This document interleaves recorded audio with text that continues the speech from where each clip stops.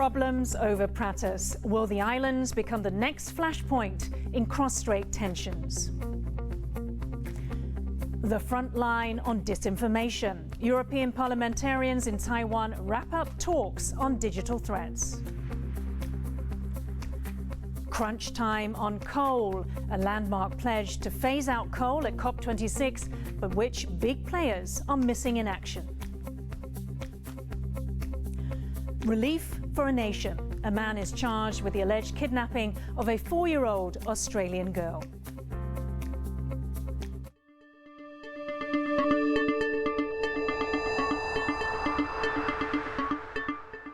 A warm welcome to TaiwanPlus News. I'm Yin Khvat. A Taiwanese island in the South China Sea is a potential military flashpoint for the region. Taiwan's national security chief told the legislature that China has discussed attacking Pratas Island. It was an unusually candid response to questions about a recent US report on China's accelerated military buildup. Rick Glowett has this report. Taiwan's Pratas, or Dongsha Island, a windswept atoll more than 400 kilometers from Taiwan, closer to Hong Kong than to Taipei. It is the new focal point for cross-strait tensions, after it emerged in Taiwan's legislature that China has discussed an invasion of the island. An admission from Taiwan's national security chief. 这个坦白讲，跟委员报告他们内部有辩论过了。所以你有看到就对了啦。不，我们当然有一定的了解了。 Legislators grilled Chen, keen for an insight on what could be China's next step in its bid to put military pressure on Taiwan. There are, I believe, a few hundred Taiwanese soldiers stationed on this island. So how does China propose to do this without a great loss of life? Anything that leads to the loss of Taiwanese lives would provoke strong reaction in Taiwan mainland itself, as well as other parts of the region. Amid threats and suspicion across the strait, Chen's revelation is significant, but it came with a caveat that an attack is not imminent. 他要用这种攻占东沙以战逼谈的这个剧本，那么我们的判断评估在蔡总统任内他不会了。 Pratas Island, claimed by both Taiwan and China, is one of the flashpoints amid myriad overlapping territorial disputes in the sensitive South China Sea. It would also be a strategic miscalculation, I think, on China's part if it does take the first line of conflict into Dongsha Island, because this would also bring a lot of fear and anxiety in the South China Sea, other claimants in this part, because this is considered kind of one of the strategic points, right, of contestation of all these territorial disputes China has, not just with Taiwan, but with all these other claimants in ASEAN countries. The US warned that Beijing planned to bring Taiwan to the negotiating table by force before 2027, backed by a nuclear arsenal of 700 warheads, according to the latest report from the Pentagon. There have been increased discussions in Washington about its support for Taiwan. This week, the US's top military official said that the US has the capability to defend Taiwan, with support also coming from the State Department. Our defense relationship with Taiwan is and has been guided by the Taiwan Relations Act. We will uphold our commitments under that act. We'll continue to support Taiwan's self-defense, and we'll continue to oppose any unilateral actions that seek to change the status quo. Republicans have introduced the Taiwan Deterrence Act that would authorize spending $2 billion a year to help the island boost its defenses. Discussion on how and whether China will attack Taiwan and what the US response will look like rumbles on. But Taiwan is clear on one point. 咱无可能在伊武力的逼压之下，咱就这谈判得。伊要用战争以战逼谈，这是无可能的代志。 Taiwan knows better than anyone the risk the country faces, and that its defense ultimately lies in its own hands. But it is also adamant that the future of Taiwan will be decided by its people, not a belligerent neighbour. Alex Chen and Rick Glowett for TaiwanPlus. The first official EU Parliament delegation to Taiwan is wrapping up a landmark visit focused on tackling misinformation. On Friday, the group met with Minister without portfolio Audrey Tang, who is also known as Taiwan's digital minister. Tang has led Taiwan's technological response both to the pandemic and to threats from disinformation. Tang said on Twitter she's accepted an invitation for more talks in Brussels. To find out more, our reporter James Chater spoke with Jakob Janda, director of the Prague-based European Values Centre for Security Policy. He outlined the disinformation threats faced both by Taiwan and the European Union. The European Union is under a big pressure by Russia and by China in the disinformation area, and there are many similarities with Taiwan. For example, Russia actually keeps pushing disinformation towards the Baltic countries of the European Union, saying that they should not resist even if there is like a Russian invasion, which is basically the same thing which China is telling to Taiwan through its disinformation channels. And at the same time, there are attacks on democratic governments by Russia and by China. So there are many things which actually I think Europe can learn from Taiwan, because Taiwan is on the front line of Chinese attacks in disinformation and in other areas as well. Yeah. Raphael Glucksmann, who is leading the European delegation in Taipei at the moment, said on Thursday that he plans on stealing from Taiwan's experience in countering disinformation. What is it exactly that you think the European Union can learn from Taiwan's efforts to counter disinformation? Members of the European Parliament actually say the same things we as think tankers from Europe, that there are many things where we can learn from Taiwan. Taiwan is a goldmine of knowledge and experience in countering Chinese influence and information operations.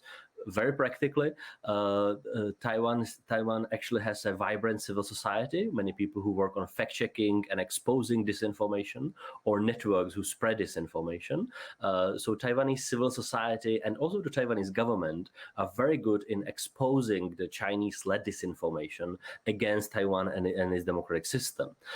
In Europe, we are facing a similar problem organized by Russia and China, and so far many European governments have not been very successful in deploying defense against this attack. And so Taiwan is clearly ahead on responding to disinformation activities, in this case from China. And that's why I think European governments and also think tanks like my own are coming to Taiwan to learn how is the Taiwanese expert community in the government or outside of government responding to the Chinese pressure. And President Tsai, in her remarks on Thursday, said that she hopes to forge a democratic alliance against disinformation. What do you think an alliance of this nature would look like in practice? Taiwan is already contributing to the global fight of democracies against authoritarian influence and disinformation. Taiwan is already sharing its experience, for example, through the GCTF, which is a format of US, Japan, and Taiwan helping other countries in the world understand how to respond to specific attacks in the disinformation or cyber area. So Taiwan is already doing it, but what Europeans learned just recently is how successful Taiwan is in responding to this pressure. So that's why you see the delegations from the European Parliament or organizations like mine, think tanks, coming to Taiwan, trying to learn and get a practical experience from the Taiwanese actors who are on the front line. Google has stepped into the fight against disinformation in Taiwan. The charity arm of the tech giant is donating $1 million toward workshops and events to help people spot fake information and improve digital literacy. The events are aimed specifically at seniors, indigenous groups, people living in remote places, and newly naturalized citizens. The initiative will last 3 years. The Ministry of Labour will allow migrant workers to start entering Taiwan in phases, easing a ban that was put in place in May when COVID-19 cases spiked. The ban will be lifted later this month to help address Taiwan's labour shortage, but it will be reinstated from December until February, when large numbers of overseas Taiwanese are expected to return for the Lunar New Year holidays. The phased approach will allow for Taiwan to manage its limited quarantine spaces. In other COVID news, Tangong Memorial Hospital has received approval to conduct a trial on booster shots that mix and match different brands of vaccines. The trial will focus on 400 frontline workers who have received 2 AstraZeneca doses. 4个组，一组是打莫德纳半剂，一组是打莫德纳1剂，一组打 BNT， 一组打高端疫苗。我们希望，而且是单盲，也就是说，进入这个试验的接种者他本身不知道，在解盲前他是不知道他是施打第3剂是哪一种疫苗。Now, while Taiwan is managing to contain its COVID outbreak, many other parts of the world are still struggling with rapidly rising infections. The WHO has announced that the EU is the new epicenter of the pandemic. Jaime Ocon gives us a roundup of where some of the worst affected countries stand in their battles against coronavirus. In the UK, the past 28 days have accounted for 1.1 million confirmed COVID cases, with some experts thinking that new coronavirus infections in the country may have peaked for the year. And in India, although it has seen a dip from the height of the pandemic, cases for the past 28 days still totaled more than 400,000. But there are fears that that number could spike with the Diwali festival currently underway. Across the Pacific, the United States has topped over 2 million confirmed cases in the past 28 days, as the country continues to struggle with a relatively low vaccination rate ahead of the holiday season. It is still the country with the most active cases in the world. In Russia, cases are approaching the million mark for the past month. Daily coronavirus cases and deaths are at their highest level since the pandemic began, with more regions announcing they were extending existing restrictions this week. And finally, in Germany, cases topped 400,000 for the past 28 days, as there are signs that a new COVID wave may be about to hit countries across the EU this winter. David Chang and Jaime Ocon for TaiwanPlus. Western Australia's capital city Perth lit up in blue to honour the return of a 4-year-old girl believed to have been kidnapped. The alleged abductor has appeared in court and been charged. As Bing Wang reports, the whole world breathed a huge sigh of relief to see Cleo Smith return safely back home. What's your name? What's your name, sweetheart? My name is Cleo. This was the moment that ended the 18-day search for the missing 4-year-old girl. The police audio recording confirming Cleo Smith was alive and well in a house 100 kilometers away from where she went missing. Public buildings in Perth, in Western Australia, lit up with blue in celebration of the rescue of Cleo Smith. A town rejoicing with signs and balloons welcoming her home to safety after going missing. No one was more relieved than her parents, whose pleas made headlines across the world. Have been horrendous. We haven't really slept. We've had so much family help us and support us, but you know, like everyone asks us, like, what do you need? And really, all we need is a little go home. Cleo had been missing since October 16th, when she was kidnapped from her family's tent at a remote campsite in the state of Western Australia. It sparked a massive rescue operation as the nation waited to hear about the fate of the little girl. $1 million Australian reward was offered for any information on her location. Then on Wednesday, in the early hours after a tip-off, the police found Cleo about 100 kilometers south of the campsite where she was believed to have been taken. Cleo is alive and well. A police team broke their way into a locked house in Carnarvon at about 1 a.m. They found little Cleo in one of those rooms. She was quickly returned to her family and was said to be in good spirits. Child therapists described her as well-adjusted and well-rested. Terrence Kelly, seen here being driven in an ambulance, has been charged with the kidnap of the 4-year-old. He is alleged to have acted alone and has no connections with the Smith family. It's a rare happy ending for a case that has gripped the whole world. Another little child kidnapped and lost, but this time returned safely into her parents' arms. Patrick Chen and Bing Wang for TaiwanPlus. Coming up after the break, Taipei Zoo reopens this weekend, but who is its newest resident? Stay with us.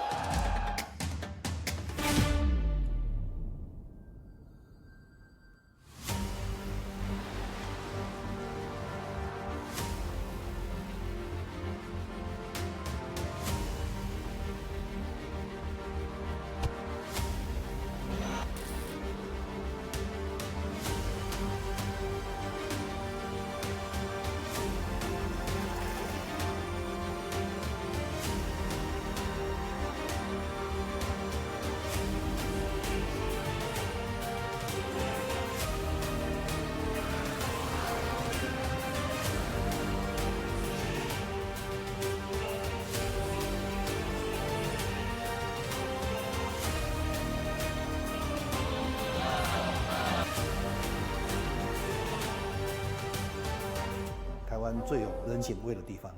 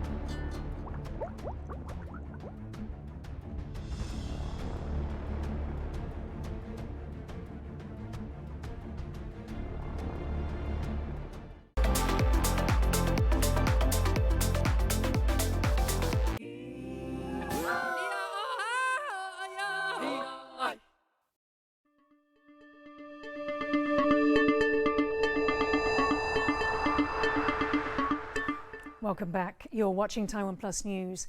More than 40 countries have pledged to phase out the use of coal at the United Nations Climate Conference in Glasgow.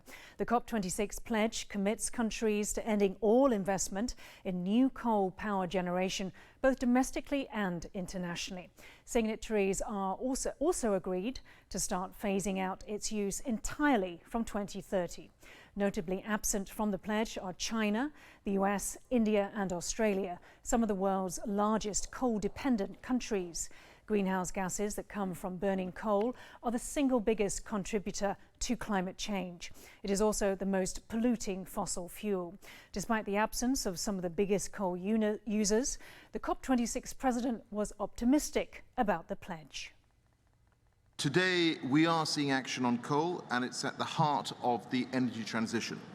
It has been a personal priority of mine since I took on this role, and thanks to a package of support from the UK and our international partners, a 190-strong coalition has today agreed to phase out coal power and end support for new coal power plants. I think we can say with confidence that coal is no longer king. But not everyone is impressed by leaders' efforts on reducing coal use at COP26. One group of protesters had a particularly eye-catching idea for getting their message across. Dressed in giant Pikachu costumes from the Pokemon series, the protesters demanded the Japanese government stop financing new coal-fired power stations. The protest came as more than 40 nations at COP26 pledged for the first time to phase out the use of coal by the 2030s. Japan was among the notable absentees from the agreement, alongside Australia, China and the US. Taiwan is deprived of an official delegation to COP26, but it isn't alone. Tibet is also without an official seat at the climate summit. Known as Earth's third pole, the Tibetan plateau provides fresh water for almost half of the world's population.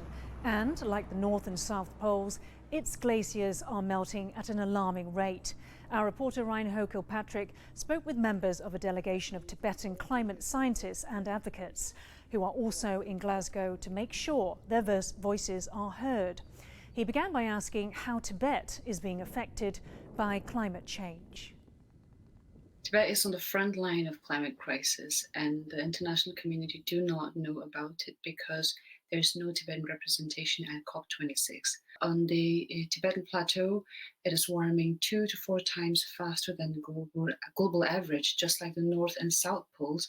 And in addition to that, Tibet hosts the largest amount of fresh water outside North and South pole. And that means that the glaciers that are melting inside Tibet, the permafrost that is thawing inside Tibet, and the 10 river systems that originate from Tibet are drastically changing and affecting the food and water security of the civilization that flourished around all these rivers in the neighboring countries, from Pakistan to Laos. So it's the climate crisis that is at the center of Asia's future. Tibet, like Taiwan, is denied a seat at the table at UN functions like COP26. China claims to represent both, and yet Xi Jinping is a no-show this year. How does that make you feel? It's extremely unacceptable that China, and in particular Xi Jinping, have declined the invitation to COP26. And one of the most important things about Tibet's culture and history is the pastoral way of life, so the nomadic way of life. And the pastoral tradition inside Tibet has existed for over 8,000 years. So it is approximately 120 times older than the CCP itself. And when you think about the fact that Tibetan nomadic way of life has actually helped protect the environment and keep people around the world safe before globalization even existed. And now, today in 2021, Xi Jinping is doing everything he can in his power to destroy that way of life. The entire CCP has made a vast effort to eradicate nomadic way of life pastoralism from Tibet. Since the 1980s, they've relocated and resettled forcibly over 1 million Tibetan nomads from the grasslands. Tibetan nomads are actually one of the subgroups in the world that contribute to climate resiliency in a way that hardly any other groups really are able to. At COP26, as you mentioned, just like Taiwan, Tibet doesn't have a single negotiator at the table when it comes to making these climate treaties come to life. Tibetan nomads are actually completely barred from attending or speaking out without retribution from the Chinese government, as we've seen from Tibetan climate activists and nomads that have been jailed or even killed in detention under CCP rule.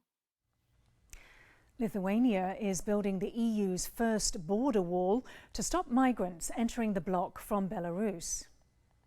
Neįveikiamų barjerų turbūt sunku pastatyti.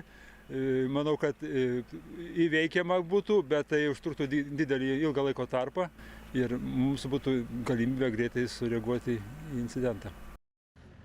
Are the first stretches of a 3-meter-high steel wall that will eventually be 500 kilometers long.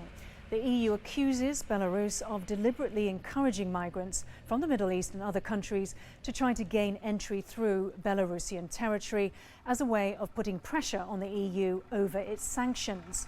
Belarus shares borders with Lithuania, Poland and Latvia, who have already used stretches of razor wire to deter migrants. The new wall will cost more than $170 million and have video surveillance. Dozens of people marched in Mexico City this week demanding justice for murdered and missing women, which number in the thousands in Mexico. Relatives of victims carried crosses and banners bearing the names and photos of their deceased loved ones. According to authorities, at least 10 women are murdered every day in the country.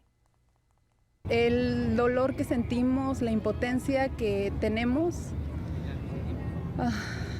nos hace buscar la manera de salir y pedir justicia, ser escuchados. Y deseamos que por medio de estas marchas, pues las autoridades puedan saber que hay gente como nosotros sufriendo y pidiendo justicia. Bears are notorious for their love of food: bamboo, honey, salmon. But what about rice? Turns out that might also be on the menu, as one farmer in eastern Taiwan found out. TaiwanPlus reporter Peachy Zhuang has more. A small black creature is seen feasting on rice stalks in a paddy. The farmer who took this video believes the animal is an endangered Formosan black bear. 刚开始我开车嘛，然后看到黑黑的，然后我以为是山猪，它就在啃食啊，就在吃米一样。后来我就再移前面一点，它就跑掉。A paw print was found near the half-eaten stalks. The farmer's family has lived in the area for over 6 decades, but it's the first time he has seen what he believes is a bear in his fields. And now the local community is laying out the welcome mat for the new arrival. 请他不要采收，农会把那块稻田所有的稻作收购起来。 But experts are warning that it might not be a good idea to invite the bears to visit. They say the animals could adopt bad eating habits. Meanwhile, the local forestry bureau says it set up infrared cameras to confirm whether the animal really is a Formosan black bear. 并没有发现有熊的熊毛 排遗，或者是有熊的足迹跟爪痕，大部分的专家都认为是熊。If confirmed, it will be the first time the animal has been spotted in the wild outside of its natural mountain habitat in over 50 years. Cleo Wang and Pichu Zhuang for TaiwanPlus. Taipei Zoo will reopen in full this weekend, and visitors are in for a treat. They'll get to meet a new member of the family. Ye Xia is a 17-month-old sloth who was born at the zoo but had yet to make his public debut. The two-toed sloth is living at the Pangolin Dome with his older brothers Ye Huang and Ye Zi. The dome had been closed since May. Thanks for watching TaiwanPlus News. I'm Yin Khvat. We'll leave you with some images of NASA's first planetary defense test mission, a spacecraft they plan to launch later this month on a mission to crash into an asteroid. Check out the TaiwanPlus News app, YouTube and website for this show and more. Stay safe and see you next time.